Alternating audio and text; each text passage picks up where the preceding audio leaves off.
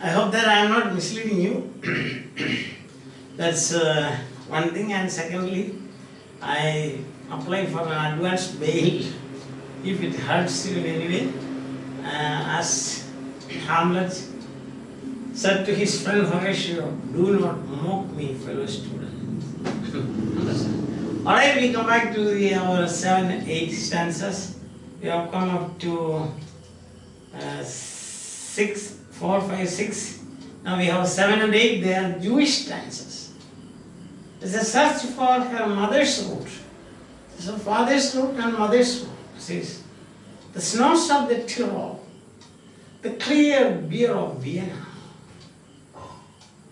are not very pure or true. Why? With my gypsy ancestors and my weird luck and my tarot pack, I may be a bit of a Jew. So I am a portmanteau word. Portmanteau word, part of 2 words put together. For example, medical plus exhibition, medex. Breakfast plus lunch, brunch. Like that. So here it is. I am a bit of a Jew. 2/3 German and 1/3 Jew. So a mix, you can say. But she says that the snows of the Tyrol, and the clear beer of Vienna are not very pure or true with my gypsy ancestors. So is my level of existence is the level of a gypsy. And she supports that. That's another pain, another reason for her pain. And she supports that.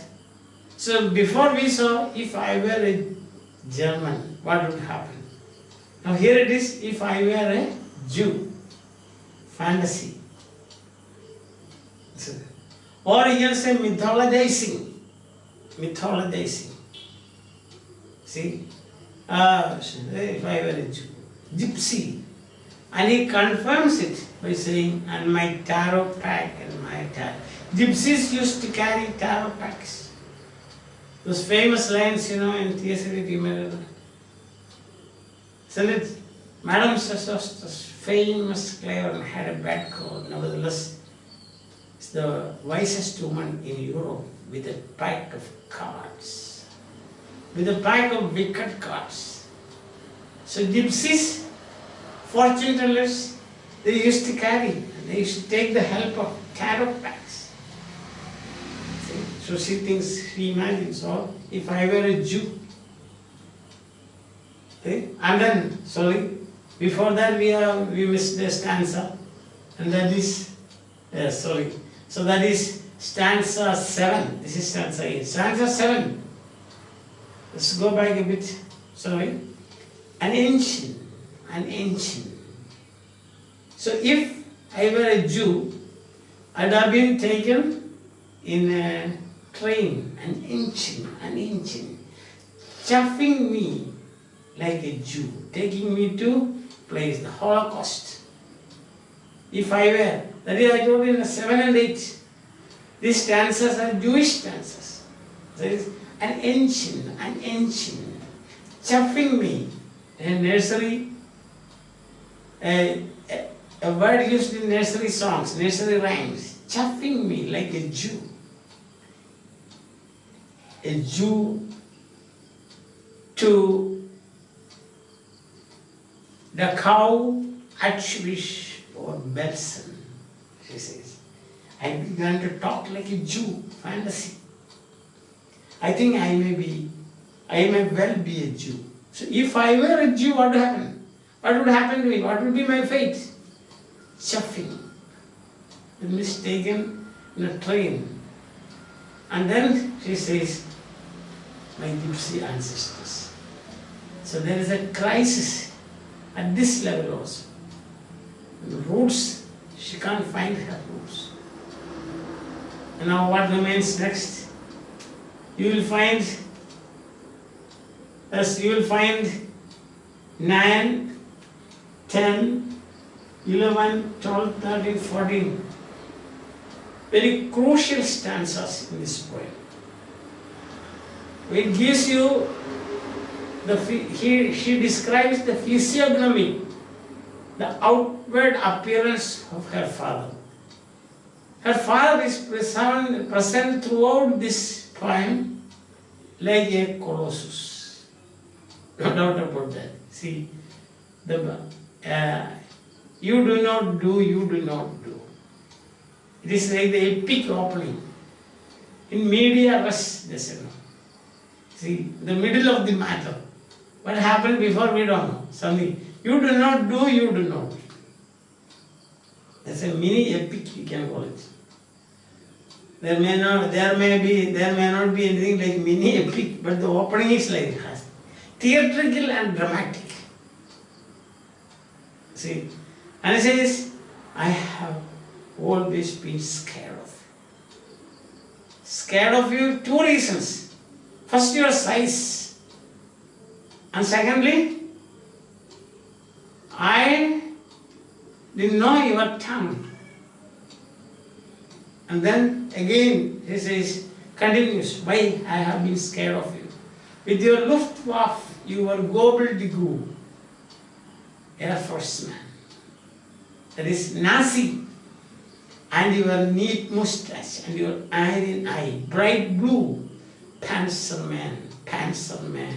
Oh, you. Panzer is a tank. Army tank, you know, Panzerman. That means all those words describe him as a Nazi. Panzer, oh, you. That cry, you know, oh, you. The crying, so to say. A suppressed cry. Not God, but a swastika. Swastika. So black, no sky could squeak through. Every woman adores a fascist. This has caused a lot of misunderstanding. Every woman adores a fascist means it's nothing but, Daddy, you are a fascist. I adore you. My mother adored you. So every woman adores you. Fascist doesn't mean all those people who were doing such heinous crimes during the Second World War. Not that. Every woman adores a fascist because you are a fascist. That fascist means daddy. Not all. The boot in the face, the brute heart of a brute like you. Brute heart of a brute like you. But brute. That is, what does that mean? Not that literal meaning of brute, but oh, you are a brute. Sometimes you tell your parents, no? Oh, father, you are really a brute. Oh, daddy, you are a brute. You don't give me enough pocket money. I want 500 rupees per day, but you give me only 5 rupees. Oh, you are a brute. If the relationship is so intimate, so that you stand at the blackboard, so here it is. You stand at the blackboard, daddy, in the picture I have of you. See that? Did you see?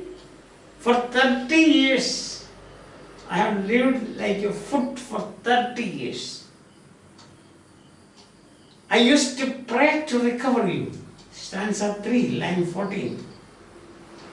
Stanza 4, line 20, my Polak friends. Stanza 5, line 24, 25. I never could talk to you, the tongue stuck in my jaw. See? And then stanza 9 says, your neat mustache, your iron eye, bright blue. What a beautiful description. And you say it is a dark poem.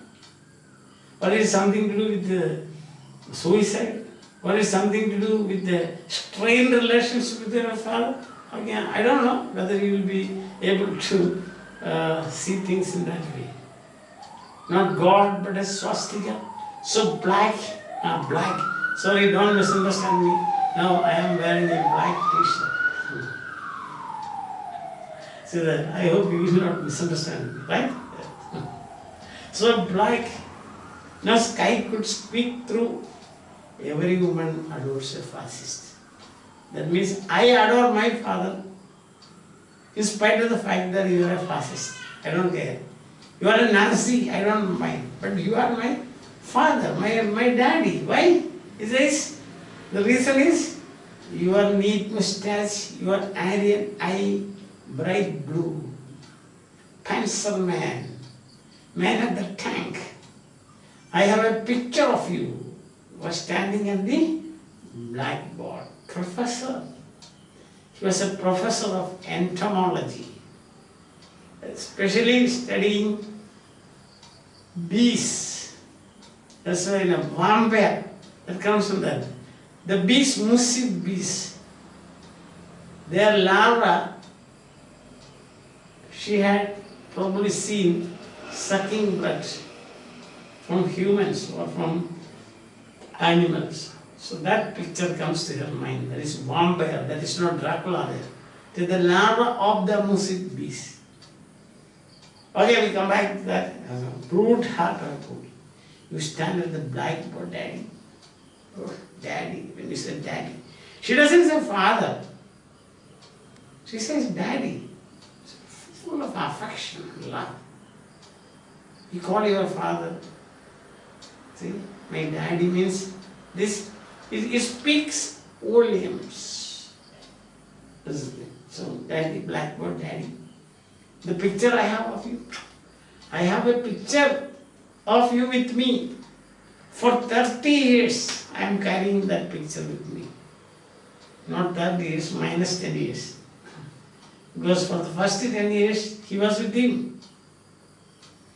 So for 30 years, the picture I have of you, a cleft in your chin, instead of your foot. But no less a devil for that. No, not.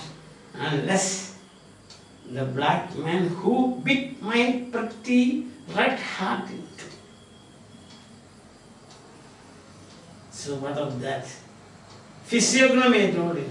Description of the physical details of the man. Now if you wonder, if you have to, suppose you have got a desire to describe the physical details of a person, that means you have had so much of admiration and love for him or her. Otherwise you will not do it. You would like to forget it. So you beat my pretty heart in two. Unless the black man who bit my pretty heart into. This is an enjambment. Jumping. Enjambment. See? Somewhere we have done this in prosody. I have given about 7 lectures on English prosody, and I think you can go through if you have time. I will explain these things. So it says, any less the black man who bit my red heart in two. My red heart. When does your heart become red? When it undergoes a high voltage crisis. So this is the thing.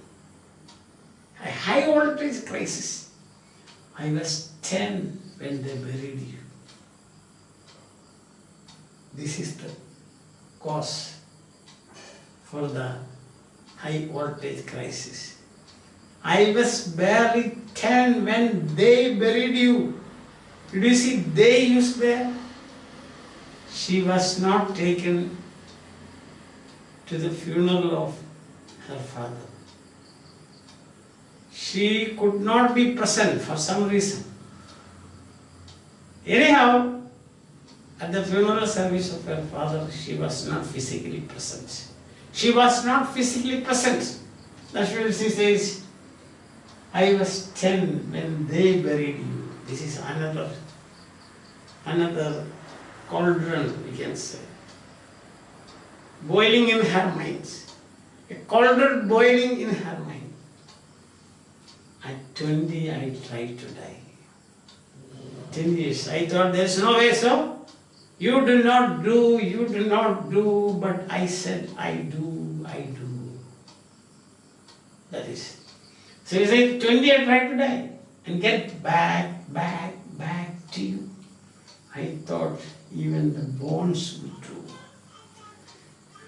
So 20 years after the burial, if you open the grave of a person, what you will find? You will find only bones. That will do. For me, that's enough. I will be satisfied with that. That's what she says. And she continues. This is actually the most important lines in this poem. That's why I have underlined it. But they pulled me out of this. I thought even the book. But then what happened? It failed. Says, but they pulled me. See, this part is confessional, you can say. The whole poem need not be an example for a confessional poem. Part of it. This part you can say. For example, what is confessional in my German stanzas? What is confessional in Jewish stanzas? What is confessional in the fantasy? Stanza 2 and 3, where she sees the fantasy of her father's huge figure, Colossus. Is there any confession there? Stanza 1, of course, there is confession. Now, here you have got the confession. That is, bit my pretty red heart in two. I was 10 when they buried you. At 20 I tried to die. Get back to you. I thought even the bones would do. Perfect example for confessional poem. And then he said, but they pulled me out of the sack and they stuck me together with glue. And then I knew what to do. I made a model of you, a man in black with a Mein Kampf book. Mein Kampf is the autobiography, you can say, of Hitler. Mein Kampf means my struggle. So you Mein Kampf look, again that Nazi figure comes in. So you can say stanzas 12 and 13. They are pure confessional. Snows of Tyrol, clear beer of Vienna. As pure as the snows of Tyrol and as clear as the beer of Vienna. That these two stanzas, they are confessional, no doubt. Nobody can deny that. The rest of it we can say it is mythologizing, fantasy, or applying the technique used by James Joyce in his A Portrait of the Artist as a Young Man. So you cannot call this as a, that's what I think. You can have your opinion. Okay? So I'm 20, I had to die. And then back to you. And then he says, that's a style now. Waltz. Back. Nursery. And nursery rhyme like a sing-song way of saying something. Back to you. But they pulled me out of the sack. And they stuck me together with glue, and then I knew what to do. I made it. So I carried, because for 30 years, black shoe, I lived with you. See that? Then I used to pray to recover you. I never could talk to you. I wanted to talk to you. And after that, you are, I have a photograph of you. You are standing at the blackboard. Then you are a Panzerman, you are Aryan eye, bright blue, neat moustache. And now you have what? Blackboard, I said. And now you have what is that? I made a model of you. So you can see the background, a huge figure standing. That is her daddy, her father. And then model of you. And a love of the rack and screw. And I said, You do not do, you do not do. I do, I do. Join you. Union. It's going to be a union. Yes. So Daddy, I am finally through. The black telephone's off at the root. The voices just won't burn through. No point. When people, if they try to contact me, they are not going to contact, they will fail because it's no way to communicate or reach me. Understand that? So I have killed. That's what it is. And love the right, I told you also, this can, that is confessional. And confessional continues. This is the 14th stanza, yes.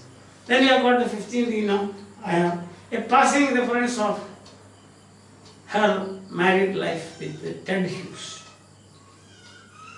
And I said, sorry, I have killed one man, I have killed two. Memories of two men, because both are agonizing. Understand? So I killed you both.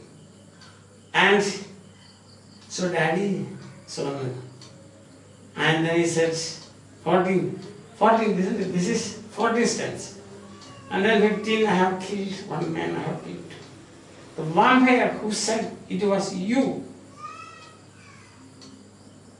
for some 7 years or so. And drank my blood for a year. 7 years, if you want to know. That is their married life. Daddy, you can lie back now. So, the catharsis. I have effected the catharsis. The drama has come to end. Now, I have joined you. And in passing, of course, since this is a confessional poem, she just had to mention about the short-lived married life with Ted Hughes. Daddy, you can love her. And then she says, the villagers didn't like you. What of that? Let them go to hell in that way. That is the tone of the last stanza. It says, there's a stake in your flat back heart. And the villagers never like it. What of that? You are a public figure, but you are not liked by the public. They are dancing and stamping on you. They are celebrating your death. They always know it was you. They always know it was you. There is something hidden. And what is that? It was you means you were a Nazi. You were a fascist. And you probably might have done some harm to them. But what of that? We are not concerned about it. That is, she says, Daddy, Daddy, you bastard, I am through. You understand that? So it is a love song. I would say it is a love song of Sylvia Plath. Don't think that I am imitating her, but what else you can call it? T.S. Eliot has already written the love song of the Alfred Prof. So that doesn't mean that I cannot use the love song.